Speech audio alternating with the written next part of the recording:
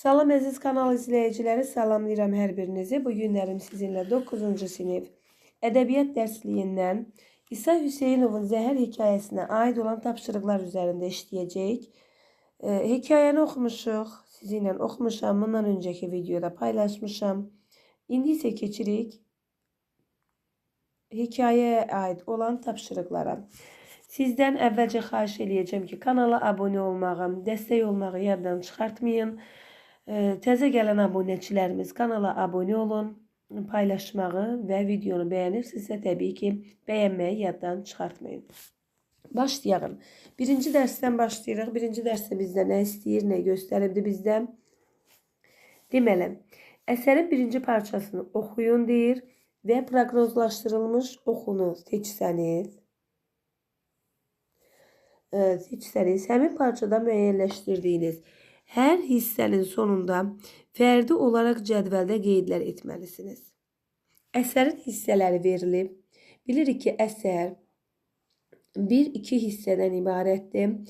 Yəni, burada digər hissələr də qoyub, amma biz bilirik ki, əsərin hissələri 1 və 2 hissədən ibarətdir. Biz 2 hissədə birinci hissəyə nə götürüb yaza bilərik? Birinci hissənin təbii ki, adlandırsaq, necə verərik buna ad? Birinci hissənin adını necə qoya bilərik? Meşəbəyi Mirqasımın meşə ilə vidalaşması qoya bilərik. Və ona görə də Meşəbəyi Mirqasımın meşə ilə vidalaşması hissəsini bu hissədən yazırıq birinci hissəyə. Bunu bu şəkildə cədvəl çəkməyə də ehtiyac yoxdur uşaqlar. Nə edə bilərsiniz? Yuxarıdan yaza bilərsiniz. Elə bax bu şəkildə yaşılla götürüb yazırsınız ki, Meşəbəyi Mirqasımın meşə ilə vidalaşması. Meşə ilə vidalaşması.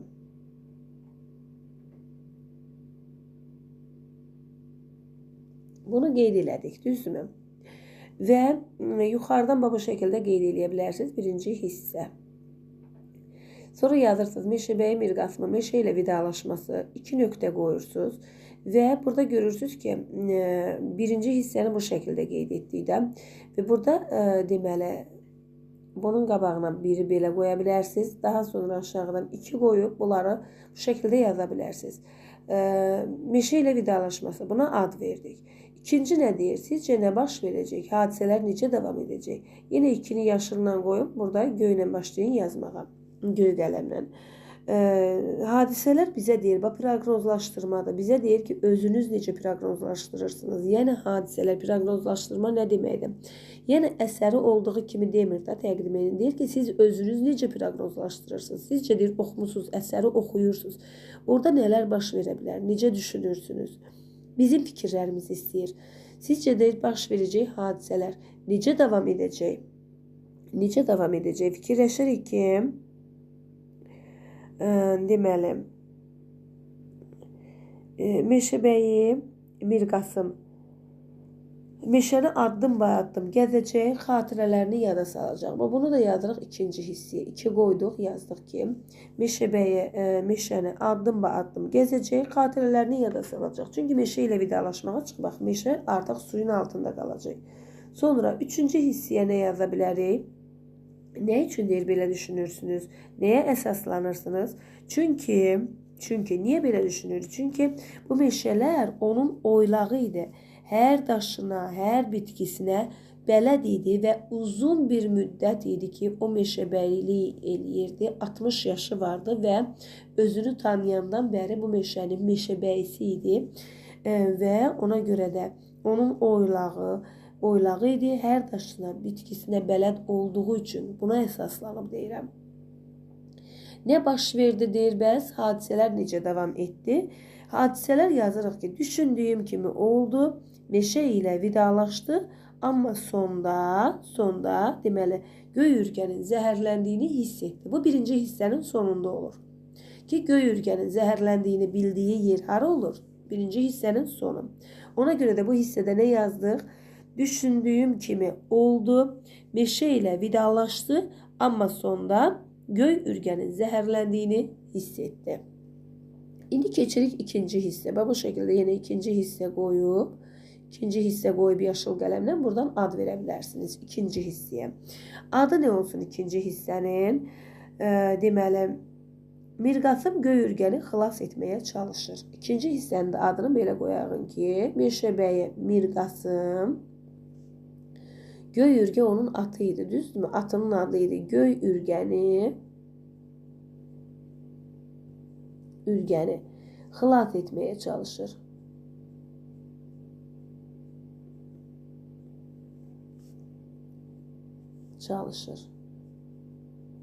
Bu da olsun ikinci hissənin adı. Meşəbəyi Mirqasım göy ürgəni xilas etməyə çalışır. İndi gəlin ikinci hissəyə baxaq. İkinci hissəyə nə qoya bilərik? Sizcə nə baş verəcək? Hadisələr necə davam edəcək? Mirqasım o atı xilas etmək üçün hansı yollardan keçəcək? Bunu istəyir.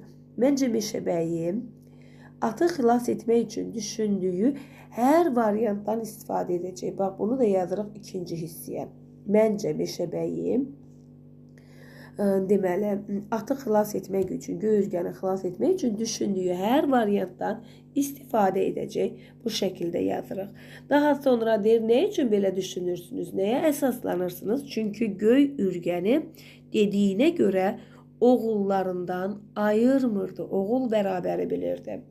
Daha sonra həm də uzun müddət idi göy ürgə onu ilə bərabər bu meşəni addımlayırdı. Öz oğullarından ayırmırdı onu. Görürsünüz, Daşdəmirin yanına gedəndə nə deyirdir? Oğul bərabəri atdı. Yəni öz oğullarına bərabər tuturdu. Nə baş verdi? Hadisələr necə davam etdi? Hadisələrin davamı düşündüyüm kimi oldu. Bu hissədən qeyd edirik. Hadisələrin davamı düşündüyüm kimi oldu. Mirqasım deməli ağlına gələn ilk variantda savxoza süd dalınca yollandı. Amma təəssüf ki, süd əlinə keçsə də dağılır. Daşdəmir tərəfindən süd dağılır və deməli sonda faciə ilə nəticələnir. Yəni at ölür. Yəni mən burada atın ölümünü düşünmürdüm, amma burada at ölür. At ölür. Yəni düşünmürdük. Proqnozlaşdırdığımıza əsasən fikirləşirdik ki, o atı xilas eləyə bilər, amma xilas eləyə bilmədi. Düşündüyüm kimi oldu. Ağlına gələn ilk variantlardan istifadə etdi. Getdi, ilk variantlardan istifadə etdi. Südü tapdı. Amma süd Daşdəmir tərəfindən dağıdıldı deyə o deməli atı xilas eləyə bilmədi. Amma mən fikirləşirdim ki, o atı xilas eləyə biləcək. Bu bizim bu cədvəl əsasında verilən sualın cavablarıdır. Yəni bu şəkildə, bax sizə hər tərəfli şəkildə bunu başa salmağa çalışdım. Keçirik ikinci sualımıza. İkinci sualda bizdən nə istəyir? Deyir, hər hissənin oxusundan sonra qeydləriniz və yeni hissə ilə bağlı ehtimallarınız barədə parta yoldaşlarınızla fikir mübadiləsi aparın. Təbii ki, iki hissədir. İki hissəni oxuyandan sonra yoldaşlarınızla fikir mübadiləsi aparacaqsınız. Bu sinifdə olan bir şeydir. Nə edəcəyik burada fikir mübadiləsində? Təbii ki, bir-birlərimiz sual əsasında bir fikir mübadiləsi yaradacaq müəllim sizinlə. Orada nəyə görə, məsələn, Mirqasım deyir ki, mənim ürəyim, deməli, o aşıq kimin şeirini oxuyub orada deyir, deməli, oxuyur ki, bir deməli Aşıq Abbasın şeirini oxuyur. Deyir, Aşıq Abbas deyir, orada deyir ki, mənim könlüm qubar eylər, amma deyir, mən deyirəm ki, mənim könlüm nübar eylər. Niyə görə deyir nübar eylər? Çünki o qəmli oxumaq istəmirdi. İstəyirdi ki, məsəl üçün, bu günləri meşə ilə vidalaşır, amma bilirdi ki, meşə nədən ötürü suyun altında qalır. Bilirdi ki, bunun insanlara xeyri var, kəndə su çəkilir. Yəni bütün bunları bilirdi və o 100 yaşında belə yenə də at belində hansısa bir meşənin meşəbəyi olmasını özünə arzu eləyirdi. Yəni niyə nübar deyir burada? Deyir, Aşıq Abbas dağ adamı idi. Ona görə deyir ki, qübar eylər ürəyim. Mən də istəyirəm deyəm ki, nübar eylər. Yəni bu kimi müzakirələr apara bilərsiniz. Niyə görə at zəhərləndi? Məsələn, deyə bilərsiniz ki, fikirləşirik ki, onun Daşdəmir zəhərləndi. Əsas müzakirə yeri buradır. Çünki onun dəqiq şəkildə Daşdəmir tərəfindən zəhərləndiyi bilinmir. Amma bilinən əsas bir şey də odur ki, bu bitki meşədə yoxdur və Mirqasım bunu dəqiq bilir ki, bu bitki burada yoxdur. Bəs bu at bunu hardan yeyə bilər? Bu da dəqiq deyil.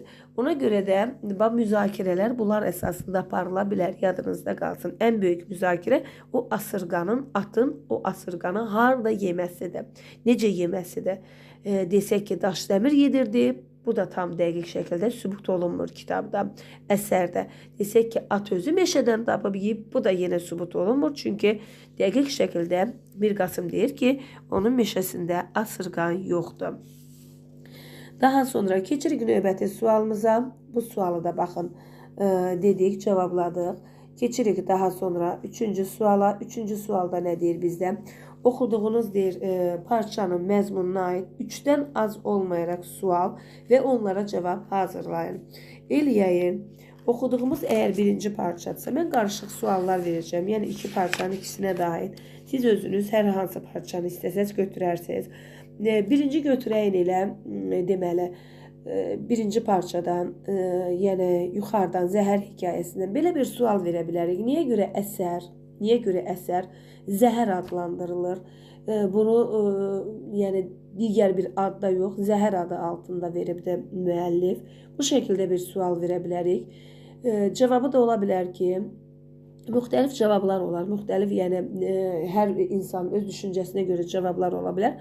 Amma biz belə bir cavab verə bilərik buradakı tam şəkildə desək. Çünki burada o asırqanından zəhərlənmək, o zəhərli bitkinin o meşədə necə atın necə o bitkini yeməsi bir tərəddüd yaradır insanda. Ona görə də hekayənin adı tam şəkildə zəhər qoyulur. Həm də burada bir məcazi bir məna da var ki, zəhər kimi, zəhər həm asırqana görə qoyulur, at zəhərləndiyinə görə, həm də burada Daşdəmir zəhər kimi bir insan idi. Daşdəmirin özü burada simvolizə edilir ki, zəhər kimi bir insan idi o. Burada Daşdəmir də simvolizə edilir zəhər sözü altında. Yəni, burada hər ikisini müəllif nəzərdə tutubdur. Və deyirik ki, hadisələr harada baş verir? Təbii ki, meşədə baş verir. Sonra deyə bilərik ki, meşə nə üçün suyun altında qalırdı? Çünki bilirik ki, meşə nəyə görə məhv olunacaqdı, suyun altında qalacaqdı? Çünki bilirik ki, meşəyə, deməli, meşə məhv olunmalıydı ki, kəndə su çəkilsin. Meşəbəyi Mir Qasım bu hadisədən, yəni meşənin su altında qalmasından kədərlənirdimi? Baxmayaraq ki, uzun müddət bu meşənin meşəbəyi idi, amma kədərlənmirdi. Çünki bilirdi ki, insanlara deməli, lazım olan bir şey, uzun müddətli insanlar susuzluqdan əziyyət çəkirlər və meşəyə su çəkiləcək. Ona görə də buna kədərlənmirdi. Meşəbəyi sonra deyə bilərik ki, burada deməli, folklora müraciət varmı? Bəli, var. Bayatı demək istəyir, demir. Amma mahnı oxuyur burada. Kimin mahnısını oxuyur? Aşıq Abbasın mahnısını oxuyur. Niyə görə orada deyir Qubar? Aşıq Abbasda Qubar olur. Niyə görə o Nübar deyir? Çünki o kədərlənmək istəmir. Deyir Aşıq Abbas dağ adamı idi. Qubar deyir, mən aran adamıyam, ona görə Nübar deyirəm. Sonra biraz uzaqlaşağın, keçəyin ikinci hissiyə. Sonra neçə kilometrlik məsafəni qət eləyib safxoza gedir deyə bilərik. Baxın, 2 kilometrlik məsafəni deyirlər, o verilməyib orada, verilib də. Deyir, təxminən meşədən 2 kilometrlik, atın yanından 2 kilometrlik məsafəni qət eləyib gedir. Bu da var. Sonra deyirik ki, Daşdəmir niyə görə Mir Qasımla düşmənçilik aparırdı?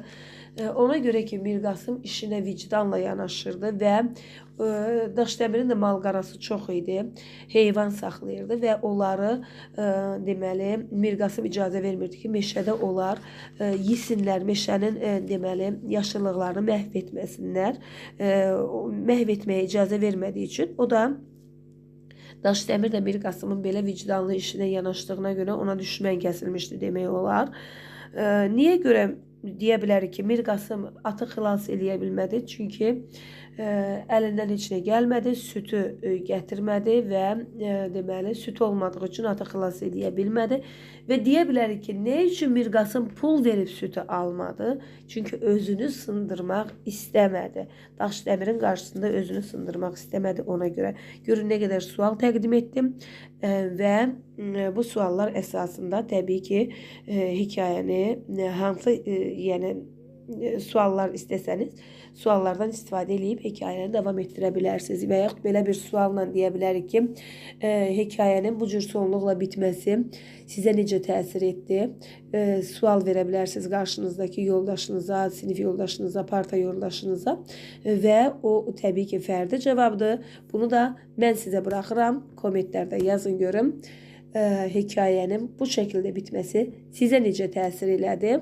Təbii ki, aşağıdakı yorumlarda bu sualın cavabını sizdən istəyirəm və fərqli cavablar olacağına da inanıram. Görüm kim mənim özüm kimi düşünür. Daha sonra baxağın kanala, əgər videonu bəyənirsinizsə, təbii ki, kanala abunə olmağı və videonu bəyənməyi də yaddan çıxartmayın. Keçirik 4-cü sualımıza. 4-cü sualda nədir? Deyir, müəyyənləşdirdiyiniz bədii təsvir və ifadə vasitələrinin növünü dəqiqləşdirib cədvəldə qeyd edin. Gəlin baxağın görək, harda nə var? Gəlin axırdan əvvələ gedəyim. Bizə cümlələr lazımdır. Deməli, baxın, burada belə bir cümlə görürəm. Deyir, ömründə birinci dəfə bərk yorğunluq hiss etdi. Düzdür. Deyərsiniz, müəllimə, bu cümlədə nə var? Burada bərk sözü var. Bərk yorğunluq. Yorğunluğa biz əlimizi vura bilirikmi? Onun bərk olduğunu, yumuşaq olduğunu görə bilirikmi? Xeyr. Deməli, buradakı bərk sözü nədir? Epitetdir. Epitet. Epitet bilir ki, bədii deməli, təsvir vasitəsidir. Deməli, gətiririk və bu cümləni bura yazırıq. Birinci cümlə yazırıq bura və buradan da qeyd edirik ki, nədir? Epitetdir. Epitet qeyd edirsiniz. Daha sonra baxağın harda nə cümləmiz var? Harda nə cümləmiz var? Baxağın. Görəyim, buralarda nə var? Sonra qalanda mişin için adamların ülfətini, ünsiyyətini, ərşdən, kürşdən xəbər verən şirin-şirin söhbətlərini itirəcək. Baxın, ərşdən, kürəşdən xəbər verən şirin-şirin söhbətlərini itirəcək. Söhbətin şirin olduğunu bəyən biz görə bilirik. Bilirik şirin, söhbətin dadına baxa bilirik. Xeyr, bu da nədir? Epitetdir. Biz söhbətə nə bilə bilərik ki, şirindir? Onu bəyən biz yeyirik ki, belə o şirindir. Xeyr, yemirik, ona görə də deyə bilmərik. Daha sonra baxağın nə var burada? İndi kimə qalır sənin bu qoruq? Baxın, indi kimə qalır sənin bu qoruqların? Əslində cümlə necə qurulmalıydı? İndi sənin bu qoruqların kimə qalır? Qalır sözü cümlənin axırında olmalıydı. Və burada nə var? İnversiya. İnversiya da bilirsiniz ki, ifadə vasitəsidir. Təsvir yox, ifadə vasitəsidir. Deməli, sonra üçünü tapdıq. Cümlələri aparıb yazırsınız ora və qeydlərini eləyirsiniz. Daha sonra nə qoya bilərik? Bəsdir də 3 dənə demişdi. Bu qədər cümlə bəsimizdir. Sonra, yəni özünüz tapsaz yenə də yaza bilərsiniz. İnversiya tapdıq, epitet tapdıq.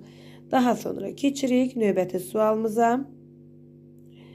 Deyir ki, kiçik qruplarla birləşib yerinə yetirdiyiniz bütün işlərin nəticələrini müzakirə edin, dəqiqləşdirmə və ümumiləşdirmə aparın. Dəqiqləşdirmə aparacaq və ümumiləşdirmə aparacaq. Bütün sualların cavabını deyir, müzakirə eləyin. Burada təbii ki, fikir mübadiləsi. Müəllim sinifdə yaradacaq sizin üçün. Müəllim suallar verəcək və o suallar ətrafında təbii ki, siz müzakirələr aparacaqsınız. Burada yəni demək olar ki, bütün sualların cavablarına mən elə başa düşürəm ki, videoya diqqətlə qulaq asam, deməli, şagirdlər hamısı hazırdır. Çünki hər bir şeyi sizə dəqiqliklə izah elədim. Yenə yadınızda qalsın. Ən böyük müzakirə olan asırqandır ki, o asırqan meşədə yox idi. Ona görə onun necə atın onu necə yediyini bilmirik və daş dəmirin zəhərləməsinə qalsa da yenə də onu deyə bilmərik ki, daş dəmir zəhərləmişdi. Çünki yəni bu da dəqiq şəkildə sübuta yetirilməyibdi hekayədə. Fikir mübadiləsi ən böyük müzakirə bu ola bilər. Daha sonra üzərində işlədiyiniz parçanı hissələrə ayırıb hissənin məzmununu tərtib etdiyiniz plan əsasında geniş danışın. Hər hansı bir hissəni götürsək, birinci hissəni götürsək ki, biz bunu plan şəklinə salaq. Nə deyəcəyik? Yazarıq ki, birinci hissəyə ki, birinci hissədə 3-4 plan bəsdir də bir yerə. Məsələn, yazarıq ki, Meşəbəyi deməli ilk hissəsini necə yaza bilərik? Meşəbəyin deməli, meşədə qəribə bir sükutun olmasına səbəb nə idi? Belə yaza bilərik. Meşədə qəribə bir sükut. Yox, bu sual şəklində qoymuruq. Plandır. Plan olduğuna görə yazırıq ki, meşədə qəribə sükut vardı. Baxın elə bu birinci cümləni birinci plan kimi götürün. İkinci yaza bilərik ki, deməli, Meşəbəyinin Mirqasımın deməli, meşə ilə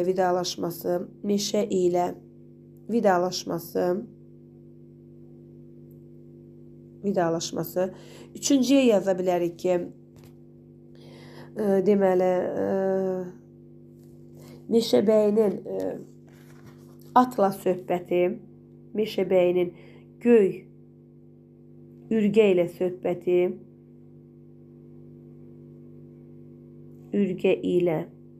söhbəti, daha sonra qoya bilərik ki, deməli, göy ürgənin zəhərlənməsi. Bu plan əsasında birinci hissəni belə qoya bilərik. Bu planı tərtib eləyə bilərik. Plan birinci, meşədə qəribə bir sükut vardı. Birinci bunu qoyacaq. Yəni bunu qoyub nə edəcək? Meşədə olan hadisələri danışacaq. Meşədəki o sükutu qeyd eləyəcək. İkinci nədir? Deməli, Mirqasımın meşə ilə vidalaşması.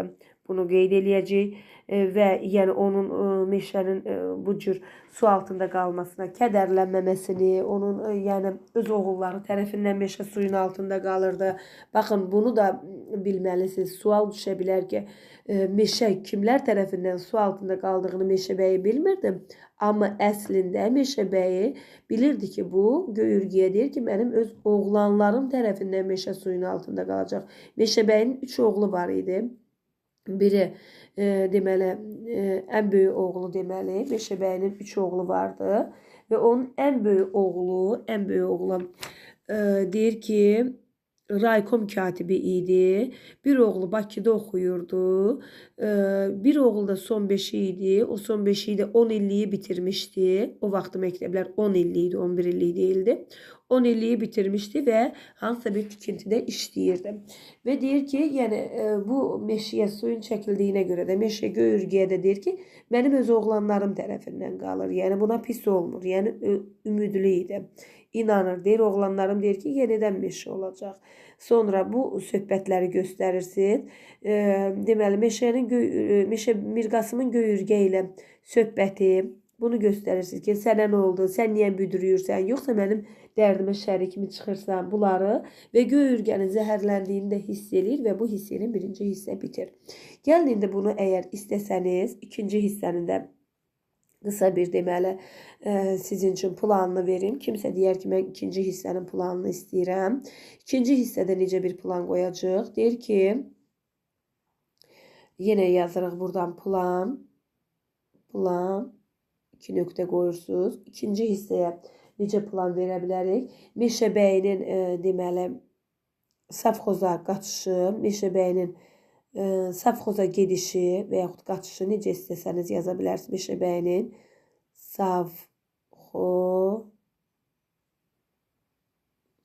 savxoza gedişi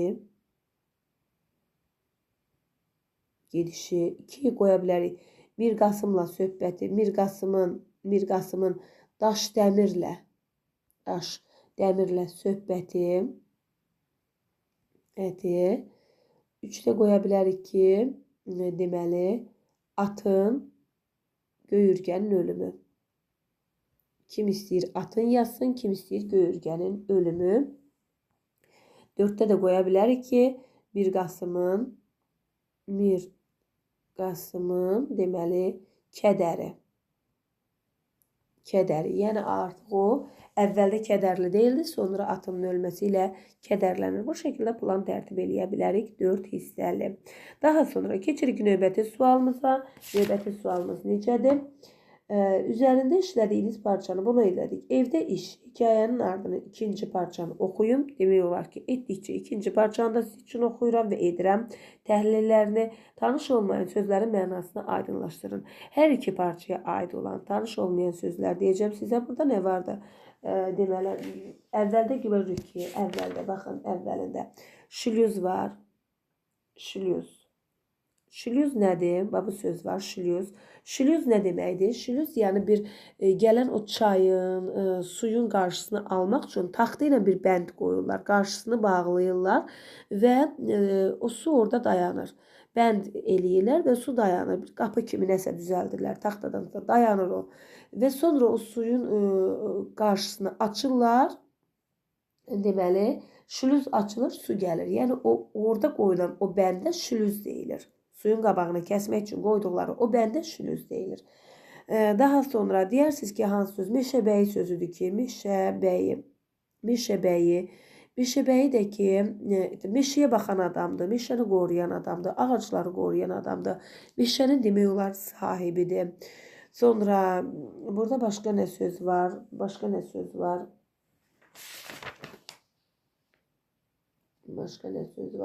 Bir nəfəsə sözü deyirsiniz, bir nəfəsə nə deməkdir? Bir nəfəsə deyir ki, qət edib alaçıqlara yetişəndə deyir, meşəbəyi 2 kilometrlik yolu bir nəfəsə qət etdi. Nə deməkdir? Yəni tez, qaçaraq, dayanmadan, təngə nəfəs olursa, bu deməkdir. Ərşdən, kürşdən xəbər verən şirin-şirin söhbətləri. Ərşdən, kürşdən nə deməkdir bu? Haradaydı bax o söz biyaqlarım rast gəldik. Deməli, ərşdən, kürşdən xəbər, baxın burada. Deyir ki, baxın, ərşdən, kürşdən xəbər verən şirin-şirin söhbət. Ərşdən, kürşdən nədir? Yəni, oradan, buradan xəbər verən söhbətlər deməkdir. Sonra daha elmli, savadlı adamları bilirik. Ziyalı nə deməkdir? Ziyalı bilirsiniz, yəni elmli, savadlı deməkdir elə. Oxuyan adamlar deməkdir. Sonra başqa torba sözü var burada. Torba nə deməkdir? Meşok da deyirsiniz, torba deyirsiniz. Nəsə də belə içinə düyü torbası gözünüzün qabağına gətirin. Düyü torbası, un torbası, torba elədir. O elə bir şeydir. Sonra başqa nə sözü ola bilər ki, siz bilməyəsiniz. Deməli, qan tərə batıb, yəni ki, qaçmaqdan həqiqətən üzündən qan tökülmür. Yəni qan tərə batıb, o qədər yəni tez-tez gedib ki, bütün suyun içində də, bədəni tərin içində də, onda deyirlər qan tərə batıbdır. Təmkinli, yəni səbirli, səbir nə deməkdir? Səbirlə izləyirdi. Meşəbəyi çömbəlib, çömbəlmək yəni nə deməkdir? Bu əyilib oturursan iki ayağın üstündə də əyilib oturmaq o deməkdir. Ayaqların üstündə oturmaq. Xırıldayıb dartındı, yəni atdan belə bir son nəfəsi gələn səslər kimi də bir xırıltı çıxdı. Boğazından bir xırıltı çıxır, dartınır və ölür artıq at burada. Hərəkətsiz qalır. Bunlar deməkdir. Daha sonra keçirik növbəti sualımıza. Növbəti suala baxırıq. Deməli, növbəti sual yoxdur. Keçdi dərs 2-yə. Dərs 2-ni də növbəti videoda sizin üçün çəkəcəm. Çünki uzun olduqda videolar sizləri yorur. Bunu bilirəm. Odur ki, növbəti videoda ikinci hissəni çəkəcəm. Bu qədər. Əgər hansısa bir deməli sualınız olsa, yorumlarda yaza bilərsiniz və mənim sizə bir sualım oldu ki, hekayənin belə bitməsi sizə necə təsir etdi?